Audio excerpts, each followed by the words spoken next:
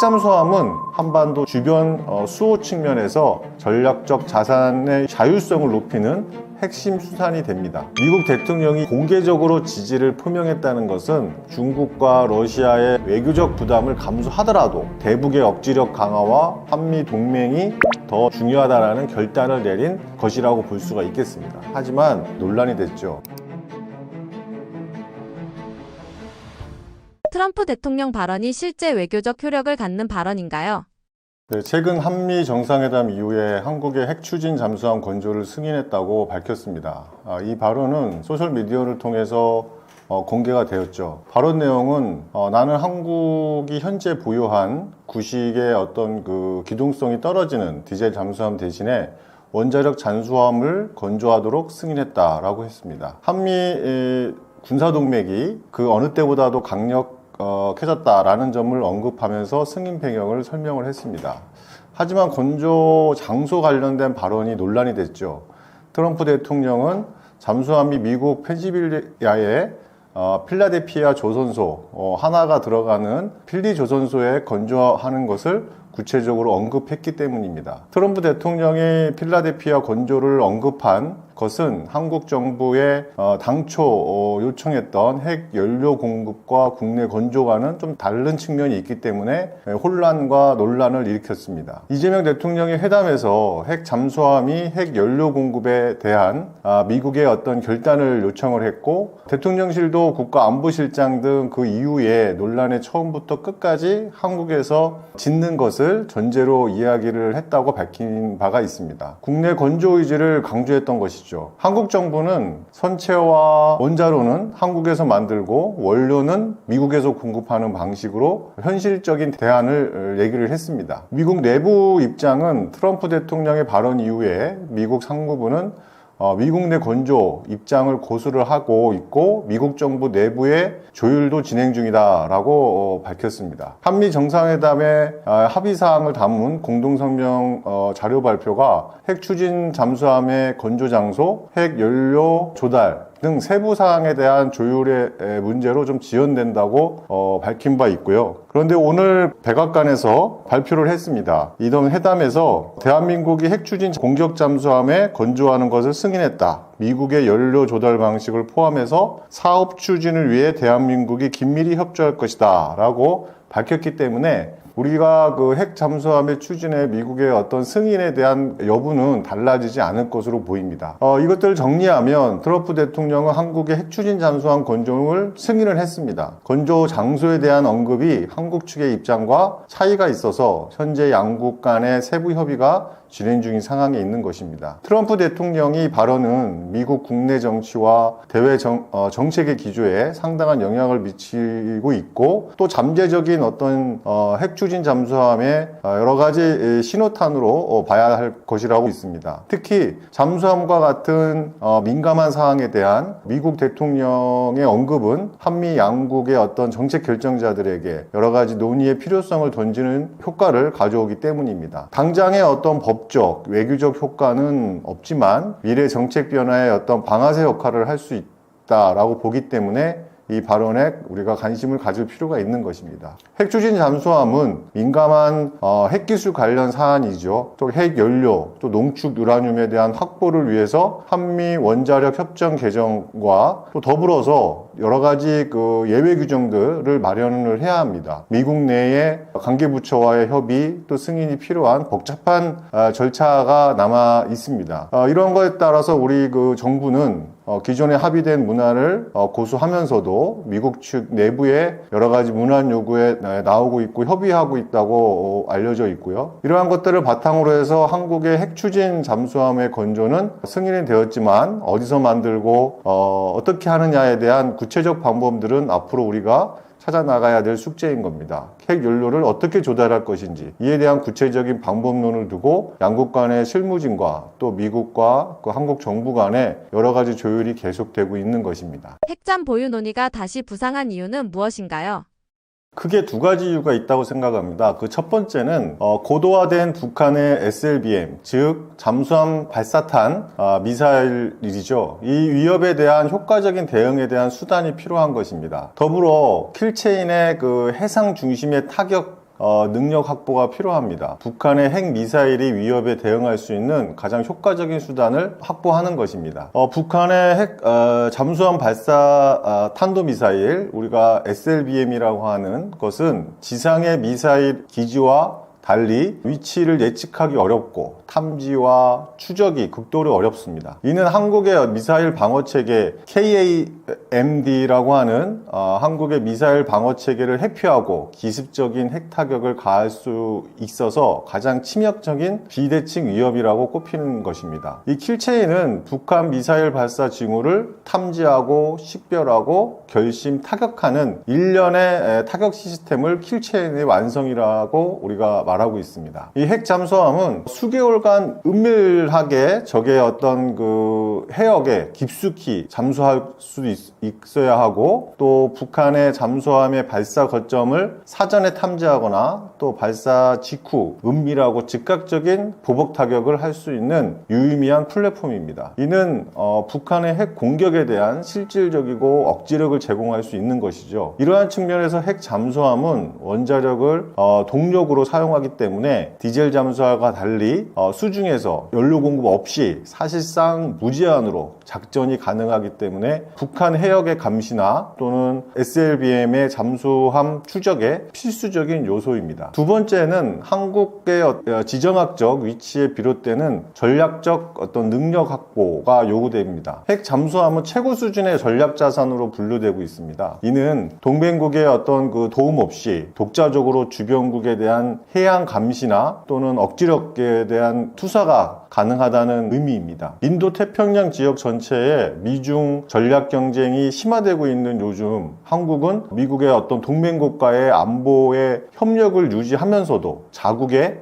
이익을 국대화하고 또 주변 강대국에 대한 어떤 대응 능력을 확보해야 하는 과제가 직면해 있습니다. 핵잠수함은 이러한 유사시 한반도 주변 해역의 해상 교통 보호나 또는 해양 주변 수호 측면에서 전략적 자산의 자율성을 높이는 핵심 수산이 됩니다. 디젤 연료를 가지고 있는 재래식 잠수함은 배터리를 충전하기 위해 주기적으로 수명 가까이 부상해야 하기 때문에 은밀성의 유지에 대한 한계가 계속 지적되었고 작전의 기간이 짧습니다. 원자력을 추진체로 가지고 있는 핵 추진 잠수함은 원자력으로부터 동력을 얻기 때문에 장기간 어떤 수중 잠항이 가능해지고 또 압도적인 은밀성과 기동성을 자랑하게 됩니다. 훨씬 먼 거리를 고속으로 이동할 수도 있는 것입니다. 이는 우리가 주변 해역의 어떤 광대한 작전 범위를 커버하는데 굉장히 필수적인 요소가 될 수 있죠. 미중 전략 경쟁 심화 속에서 한국의 이러한 해양 안보의 전략적 자율성을 높이는 어떤 내부적 요구가 커지고 있기 때문입니다. 핵 잠수함의 은밀성, 또 장기 작전 능력, 이러한 것들은 재래식 잠수함보다 월등하고 국가 전략 자산으로 가치가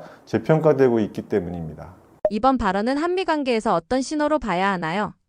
몇 가지 측면에서 살펴볼 수가 있겠는데요. 그 첫 번째로는 전략적 신호 측면에서 동맹의 어떤 강화, 그리고 전략적 자율성 증진, 이런 측면에서는 굉장히 긍정적인 측면으로 작용을 하고 있습니다. 가장 큰 신호는 대북 억지력을 강화하기 위한 동맹의 의지를 표명했다라고 볼 수도 있겠죠. 어떤 핵 추진 잠수함의 승인 자체는 북한의 고도화된 핵 미사일의 위협으로부터 대응할 수 있는 한국의 해양 기반 킬체인 능력을 인정하고 또 그것을 지원하는 강력한 신호이기 때문입니다. 이는 단순히 무기 판매를 넘어서 한미 동맹이 북한의 위협에 대한 억지력을 강화하는 방향으로 전략적 심화를 꾀하고 있음을 보여주고 있는 것입니다. 한국 핵 추진 잠수함의 보유는 한국의 어떤 독자적인 대북 억지 능력과 해양 안보의 어떤 자율성을 크게 높이는 계기가 될 겁니다. 미국이 이처럼 민감한 핵 관련 기술 협력을 승인했다는 것은 한국의 전략적 가치와 역할을 높이 평가한 결과라고도 볼 수 있겠습니다.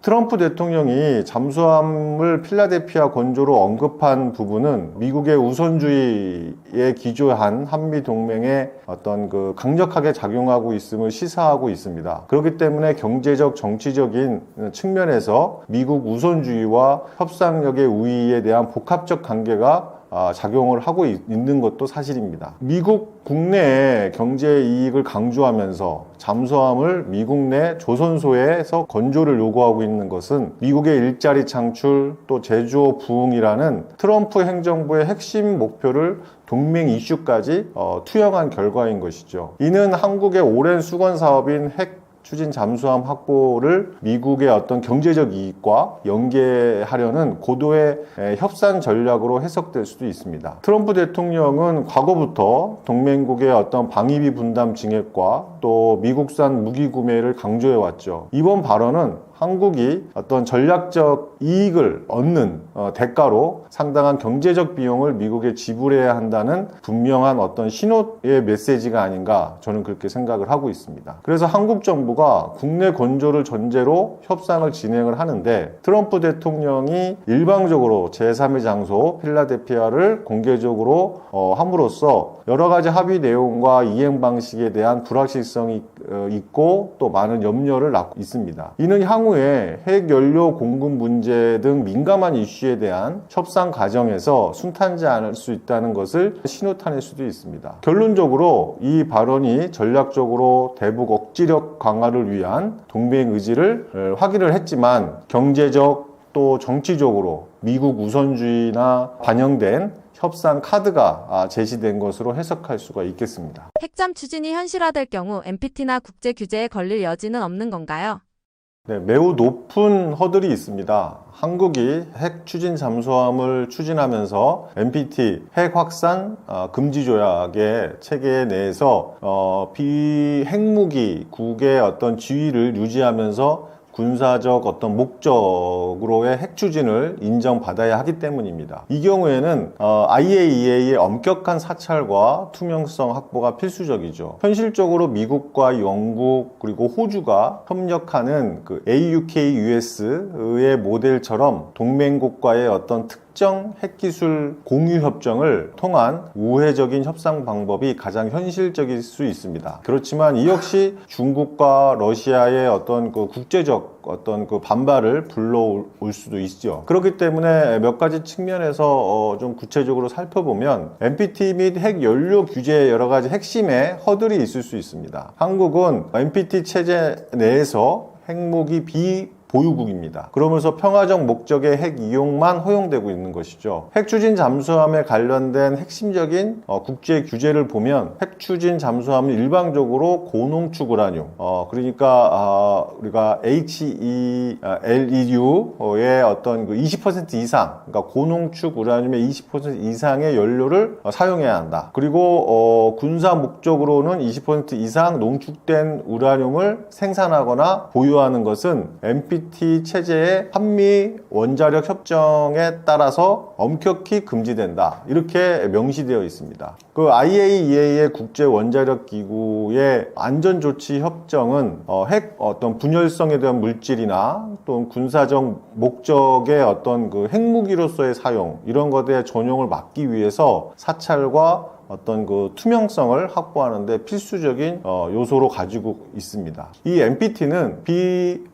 핵무기국이 군사적 목적의 어떤 핵 추진 활동을 위해서 IAEA가 사찰을 받지 않는 일부 핵물질을 사용할 수 있도록 예외로 인정하고 있는 것인데요. 그렇지만 예외로 인정하고 있지만 이런 핵물질이 핵무기로 전용되지 않도록 어떤 극도의 투명성과 엄격한 사찰을 요구하고 있습니다. 핵 연료를 제공하는 핵 보유국, 그러니까 우리로 따지면 미국과의 어떤 고강도 외교의 어떤 협정이 필수적인 사항입니다. 이러한 과정 자체가 여러 가지 정치적 부담이 큰 요소로 작용할 수 있겠죠. 그리고 우리가 바라봐야 할 것은 현실적 우회 방법입니다. 앞서 말씀드린 AUKUS 모델과 외교적 난관의 어떤 심화인데요. 현재 가장 현실적인 해결책으로 언급되는 것은 AUKUS, 즉 미국과 영국, 호주 이 3국의 어떤 그 모델과 같은 우회적 협력이 하나의 방안으로 떠오르고 있습니다. 이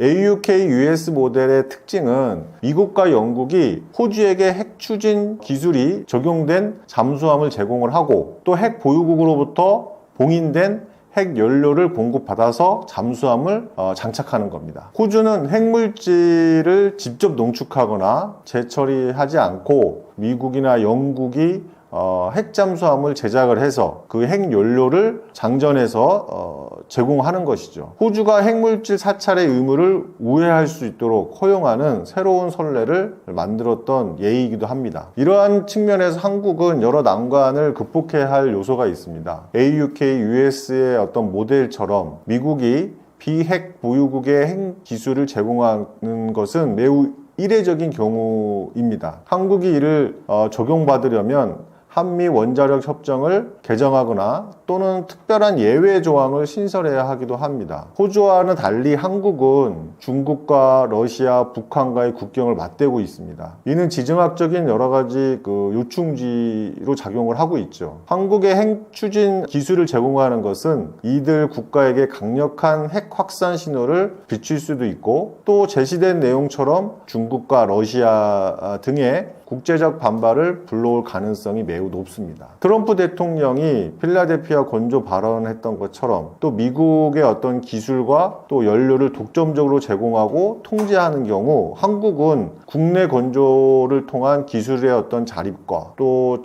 전력화 시점에 대한 큰 여러 가지 리스크로 작용할 수 있습니다. 그렇기 때문에 핵 추진 잠수함의 어떤 추진은 NPT와 IAEA의 안전 조치라는 국제적 어떤 법적 허들을 넘는 것뿐만 아니라 미국과의 어떤 고강도 협정과 주변국 간의 외교적 반발, 삼중의 난관을 극복해야 하는 복잡한 외교적 어떤 기술적 과제가 남아 있습니다. 한국이 독자 추진한다면 기술적 정책적 허들은 어떤 부분이 있나요? 네, 독자적으로 추진한다면 기술적 허들 측면에서는 고농축 우라늄이 아닌 저농축 우라늄을 사용하는 원자로에 대한 설계, 또 소형화 기술, 또 그리고 이를 잠수함에 탑재하고 안전하게 운영하는 기술이 필요합니다. 정책적 허들은 원자로 연료인 저농축 우라늄에 대한 확보와 또 공급망에 대한 구축, 그리고 이를 위한 한미 원자력 협정 개정이 필요합니다. 특별 조항도 마련해야겠죠. 독자 추진은 막대한 비용과 시간이 소요될 뿐만 아니라 국제적 외교적 마찰의 비용도 감수해야 합니다. 그러기 위해서 우리가 기술적 허들 측면에서는 가장 큰 기술적 난관은 잠수함용 원자료 설계와 핵 연료의 확보입니다. 고농축 어떤 소형 원자로 설계의 건조 측면에서 핵 추진 잠수함은 선체 내부의 잠수함 운용에 필요한 모든 장비와 무장을 넣어야 하고, 원자로는 극도로 작고 또 가벼우면서 동시에 높은 출력을 내야 합니다. 한국은 경수로 발전소 기술을 보유하고 있습니다. 하지만 잠수함에 필요한 초소형 고밀도 원자로 설계와 안정적인 어떤 검증 경험은 없죠. 그렇기 때문에 잠수함의 어떤 생존성을 위해서 원자로와 터빈에 발생하는 어떤 소음을 극도로 제어하고 또 소음을 흡수하는 차폐제를 개발하는 기술도 필요합니다. 핵추진 잠수함의 어떤 건조의 최고 긴밀한 기술로 분류되는 것은 독자적 개발에 대한 상당한 시간과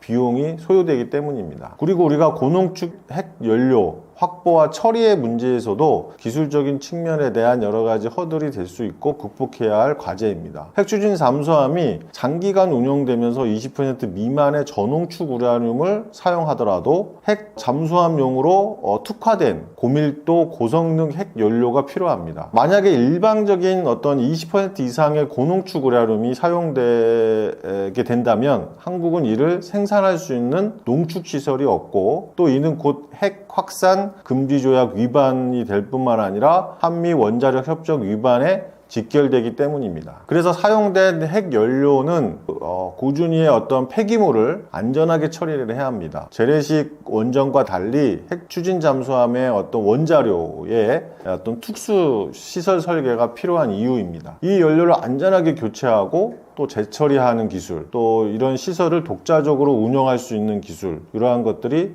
기술적으로 필요합니다. 또 이러한 측면뿐만 아니라 정치적, 외교적 여러 가지 동맹국과 주변국들 간의 어떤 관계성의 측면들도 우리가 고려해 보아야 할 중요한 측면이죠. 독자 추진은 국제 규제 위반의 논란을 넘어 한국의 어떤 외교나 안보 정책의 근간을 흔들 수도 있습니다. 그 이유는 한미동맹의 균열과 원자력 협정의 위반 측면입니다. 한국의 모든 핵 활동은 한미 원자력 협정에 의해서 규제됩니다. 이 협정은 한국의 핵물질을 재처리하거나 농축하는 것은 사실상 막고 있습니다. 미국의 어떤 승인 없이 독자적으로 핵추진 잠수함용 연료를 생산하려 한다면 동맹 관계에 심각한 균열을 일으키게 되고 또 협정 위반이라는 외교적 부담을 안게 됩니다. 국제적 사회의 제재와 고립에 대한 측면도 고려해 볼 필요가 있습니다. 독자적으로 핵추진 잠수함이 추진되면 농축이나 재처리를 시도할 경우에 국제사회로부터 NPT 체제를 위협한다는 강력한 비난을 받을 수 있고 제재 대상이 될 수가 있습니다. 한국의 이러한 독자적 핵추진 잠수함의 개발은 중국과 러시아 그리고 일본 등 주변국들의 군비 경쟁을 촉발시킬 수 있는 명분을 제공할 수도 있습니다. 이들 국가들의 어떤 외교적, 경제적 반발에 직면하게 될 수도 있기 때문입니다. 그리고 마지막으로는 경제적 비효율성인 측면도 고려해 볼 필요가 있습니다. 독자적인 원자료 개발, 또 핵 연료의 확보, 또 잠수함 건조 및 운용 기술의 확보에는 수십조 원에 달하는 막대한 예산과 또 최소 10년 이상의 기간이 필요합니다. 이는 한정된 국방 예산 내에서 또 중요한 다른 전력 증강의 사업도 있기 때문에 이러한 사업들의 어떤 지연도 초래될 수가 있는 것이죠. 한정된 예산의 범위 내에서 추진하기 위해서는 말입니다. 그렇기 때문에 이런 것들을 전체적으로 요약한다면 독자 핵추진 잠수함 개발은 기술적으로는 소형 원자로와 핵연료 기술의 어떤 벽을 넘어야 하고 또 정책적으로는 한미 동맹이나 NPT 체제를 지켜야 하는 외교적 고립의 벽을 넘어야 하는 어려운 과제들을 안고 있습니다. 이번 발언이 단순한 수사가 아니라 실제 전략 변화로 이어질 가능성은 있나요? 가능성은 충분합니다. 단순한 어떤 수사로 차부하기에는 우리가 고려해야 될 요소가 많은 이유이죠. 한국의 전략적 모호성을 해소하고 또 능동적인 억지력을 강화하기 위한 정책적 어떤 탐색의 과정으로 봐야 할 것입니다.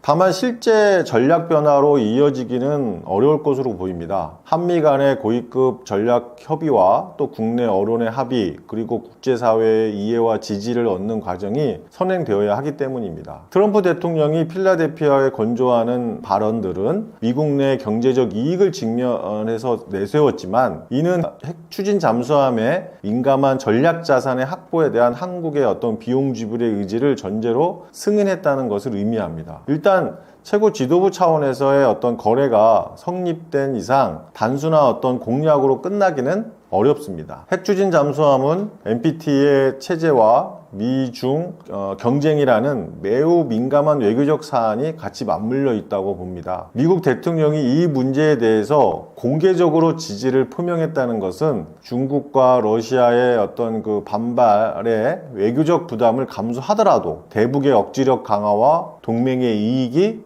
더 전략적으로 중요하다라는 결단을 내린 것이라고 볼 수가 있겠습니다. 그래서 이 핵추진 잠수함의 개발의 승인이라는 발언은 대북 억제 전략의 필요성과 또 트럼프 대통령의 어떤 결단이 결합된 결과입니다. 핵 잠수함 건조의 어떤 장소, 또 핵 연료의 어떤 조달 방식, 이러한 세부적인 어떤 조율이 앞으로 남아있긴 하지만 실제 한미동맹의 군사력과 또 전략구조의 어떤 대변화로 이어질 가능성은 매우 높습니다. 핵추진 잠수함은 쉽게 말해 어떤 배인가요? 핵추진 잠수함에서 처음 이야기 나왔을 때 이게 무슨 일인가 싶었지 않습니까? 근데 그 이유가 제가 보기에는 핵이라는 말 때문에 그런 것 같아요. 우리는 핵 추진 이렇게 하면 당장 핵무기, 히로시마, 나가사키 이런 게 떠오르기 때문에 핵추진 잠수함이라 그러면 굉장히 심각한 충격으로 다가오는데 사실 그래서 오늘 보니까 정부에서 정확한 공식 명칭을 핵추진 잠수함이라고 하지 않고 원자력 추진 잠수함 이렇게 이야기를 하기로 했다 그러더라고요.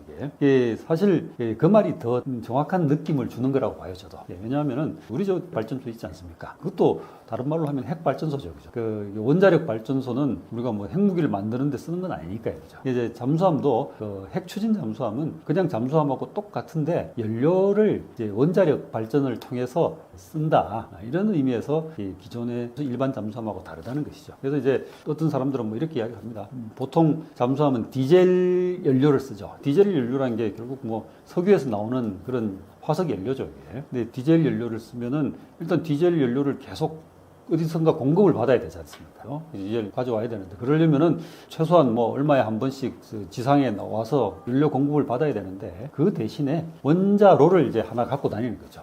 잠수함. 원자로를 갖고 다니면은 거기에 들어가는 원자력 그 핵 발전소 연료는 그 아주 적은 분량을 가지고도 사실은 거의 영구적으로 쓸 수가 있는 그런 거기 때문에 활동이 훨씬 더 장기간에 걸쳐서 이루어질 수가 있고 그런 의미에서 굉장히 큰 어떤 전략적인 의미를 가진다고 하죠. 그래서 이제 한마디로 말하면 핵 추진은 이제 핵무기가 전혀 아니고 그리고 뭐 그냥 디젤 연료 대신에 원자력 발전소, 작은 소형 발전소를 하나 가지고 다닌다 이렇게 생각하면 될 것 같습니다. 이 배가 생기면 우리나라가 더 안전해지는 이유는 무엇인가요? 이건 뭐 결국 원자력 추진 잠수함의 기본적인 특성 때문에 그런 건데요. 간단히 말하자면은 이건 기존의 디젤 잠수함보다 훨씬 더 멀리 갈 수 있고 더 오래 갈 수 있고 더 조용히 작전을 할 수 있는 것이죠. 그러면서 적들의 입장에서 보면 어디 있는지 모르니까 적이 공격을 하기가 쉽지가 않은 것이죠. 그런 걸 통해서 이제 한국의 방위 자율성과 이제 국제적인 발언권을 높여주는 그런 전력이 된다는 것이죠. 좀 더 구체적으로 보자면은 보이지 않는 방패다. 결국 이제 이걸 억제력이라고 그러죠. 억지 또는 억제력이라고 하는데 핵추진 잠수함은 이제 사실은 핵추진 잠수함도 사람이 들어가서 이제 잠수함 승조원들이 들어가서 운영을 하고 있는 그런 것인데 그 사람들을 교체하는 것, 사람들도 쉬어야 되니까 승무원들이 교체하는 것 말고는 사실은 연료 때문에 이 지상으로 나오는 그런 경우는 없는 것이죠. 그래서 기존의 디젤 잠수함보다 훨씬 더 오래 머무를 수 있는 것이고 오래 머무른다는 것은 이 잠수함을 처음에 항구에서 나갈 때 부터 다시 들어올 때까지 따라다니면서 감시하지 않는 한 이 잠수함이 어디 있는지를 알 수가 없는 것이죠. 그렇기 때문에 적의 입장에서 보면은 이 잠수함이 어디 있는지 모르니까 만약에 이제 예를 들어서 북한이 남한을 공격을 한다고 그래도 핵추진 잠수함이 다시 북한을 때릴 수가 있으니까 쉽게 때리지 못한다는 그런 의미를 가지고 근데 이제 그 같은 이유로 이제 멀리 가서 오래 싸울 수가 있고 그리고 수중 전력 중에서도 이제 빨리 움직일 수가 있기 때문에 대응 속도가 빨라지겠죠. 빨리 움직인다는 것은 뭐 그 속도가 빠른다는 것도 있지만은 사실은 그 이미 해저에서 이미 움직이고 있는 상황이기 때문에 대응 속도가 빠르다는 것이죠. 다른 디젤 잠수함 같이 항구에서 나갈 그런 속도가 그런 어떤 노력이 필요하지 않기 때문에 속도가 더 빠르다는 것이죠. 그리고 핵 추진 잠수함, 원자력 추진 잠수함은 사실은 그 전략 무기로 취급이 됩니다.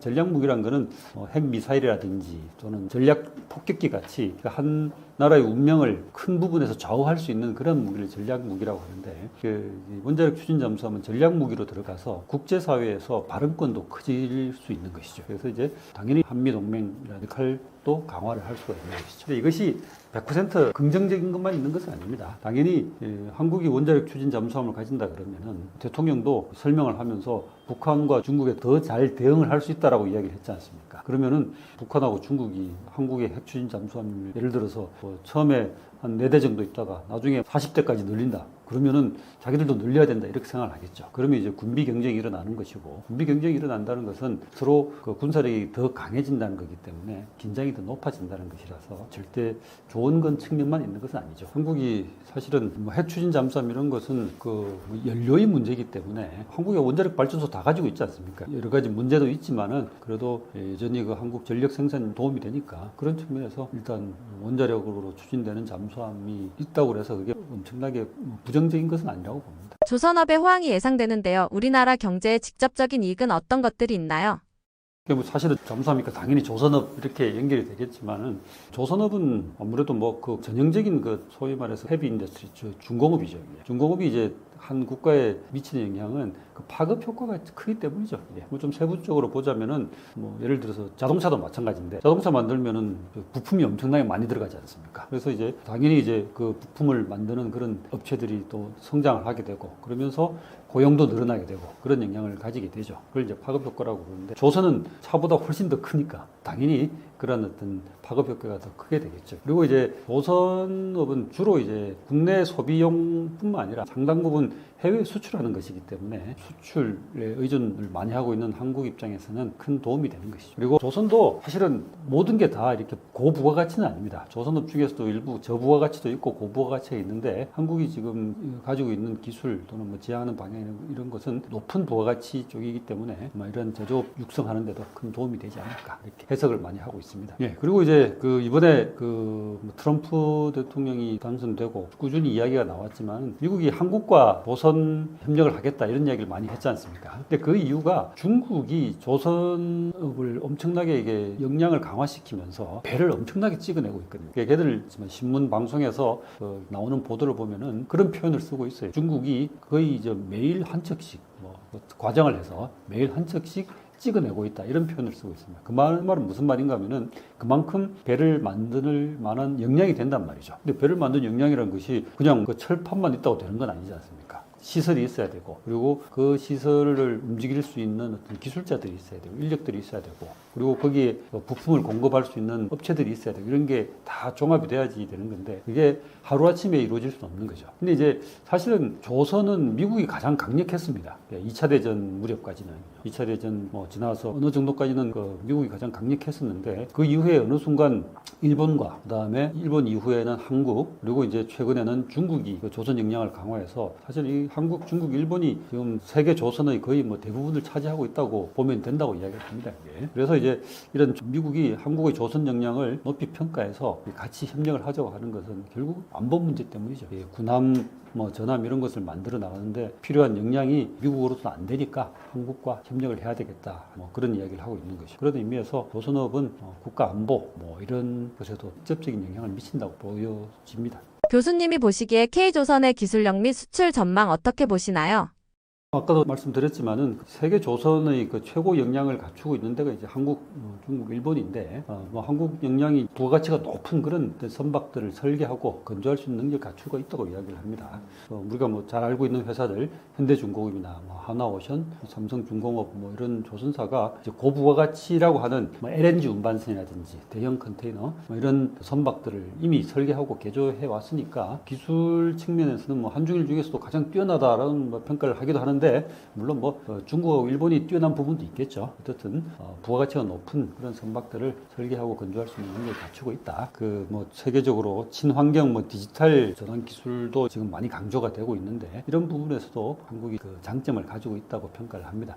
친환경이 뭔가 하면은 사실 자동차도 그거 보면은 배기가스 이렇게 많이 나오니까 그걸 줄인다고 이야기하지 않습니까? 줄여야 된다고 이야기를 하는데 그 과정에서 나온 게 이제 전기차고 그래서 배도 선박도 이제 전기로 갈 수 있는 이런 것들도 이제 사람들이 고려를 한다고 하더라고요. 이게 그런 어떤 식으로 친환경이라든지 디지털 전환 시대에 맞는 그런 어떤 기술들을 상당히 갖추고 있다. 그리고 조선업에 당연히 필요한 부품, 기자재 그리고 그것을 공급할 수 있는 어떤 산업 생태계 이런 것에 또 이제 한국이 다른 나라에 비해서 훨씬 더 우위를 갖추고 있다라고 이야기를 하고 있습니다. 약점도 당연히 존재를 하고 있는데 특히 중국이 워낙 이쪽에 집중을 시키면서 기술적인 측면뿐만 아니라 가격적인 이제 노동력이 이제 싸니까 중국이 가격의 경쟁력이 한국이 좀 떨어지고 있다. 이런 평가를 많이 하고 있습니다. 그래서 이런 부분을 보완할 방법을 찾아야 된다는 이야기를 하고 있습니다. 북한의 잠수함과 비교하면 가장 크게 다른 점은 무엇인가요? 북한의 잠수함은 아마 제 기억으로 정확하게 기억은 안 나는데 한 60척? 70척인가 그 정도 됩니다. 근데 꽤 많습니다. 그게 어느 정도가 하면 미국하고 중국 둘 다 이제 비슷한 수준입니다. 잠수함 숫자는 많은데 지금 북한이 보유하고 있는 잠수함은 굉장히 노후화되어 있고 지난번에 김정은이 잠수함이 타서 사진을 찍은 게 공개가 됐었는데 그 잠수함이 아마 60년 된 그런 잠수함이라 그러더라고요. 그 정도로 오래된 잠수함들이 많이 있어서 사실은 굉장히 노후화되어 있는 것이라고 봐야 되겠죠. 그에 비해서 한국이 지금 현재 보유하고 있는 잠수함은 그보다 훨씬 더 적지만 북한의 잠수함에 비해서 훨씬 더 최신식이고 그리고 당연히 이제 성능이라는 것이 뛰어나겠죠. 근데 핵추진 잠수함은 좀 이야기가 다르죠. 그렇죠? 지금 북한도 핵추진 잠수함을 건조를 하고 있다고 이야기를 합니다. 근데 북한이 핵추진 잠수함을 건조한다는 것은 남한이 핵추진 잠수함을 건조하는 거고 이야기가 완전히 달라집니다. 왜냐하면 북한은 이미 핵 무기를 개발했기 때문에 핵 추진 잠수함을 개발한다면은 거기다가 핵 무기를 탑재를 한단 말이죠. 이게 이제 이 SLBM이라고 하는 겁니다. 이게 한국어로 표현하자면 잠수함 발사 미사일이죠. SLBM, Submarine Launched Ballistic Missile 해서 이제 잠수함 발사 핵미사일인데 뭐 핵무기를 보유하고 있는 핵 보유국들이 가지고 있는 핵무기 운송 3대 수단이 있는데 그 중에 하나가 이제 이 SLBM이고 그다음에 이제 대륙간 탄도미사일 그리고 이제 전략 폭격기 이 세 가지가 되는데 이 북한이 핵추진 잠수함을 보유를 한다는 것은 SLBM을 보유를 한다는 것이죠. 그러면 이제 이거는 미국이나 중국 등 이런 러시아 같은 이런 나라들도 북한이 언제 어디서 SLBM을 발사할지 모르는 그런 걱정을 안고 살아야 되는 상황인 거죠. 근데 그럼에도 불구하고 북한이 과연 핵 추진 잠수함을 건조할 수 있는 능력이 있느냐 이런 부분에서는 사람들이 많이 전문가들이 의구심을 표하고 있는 상황입니다. 근데 한국은 지금 연료의 문제지 잠수함 건조 능력은 사실은 세계 최고 수준이라고 이야기를 하고 있고요. 그래서 이제 미국이 연료 공급을 약속을 했으니까 연료 공급만 되는 그런 시스템을 갖추시면은 이제 핵추진 잠수함은 어느 정도 빠른 시일 내에 이루어지지 않을까 이렇게 보여집니다. 얼마 전에 최근 본 보도에 하면 2030년대 중반, 예를 들면 2034, 5년에 잠수함이 나올 거다라고 이제 예측을 하고 있습니다. 네, 안녕하십니까. 저는 성균관대학교에서 미디어와 여론, 언론 이런 등등을 가르치고 있는 이재국 교수라고 합니다.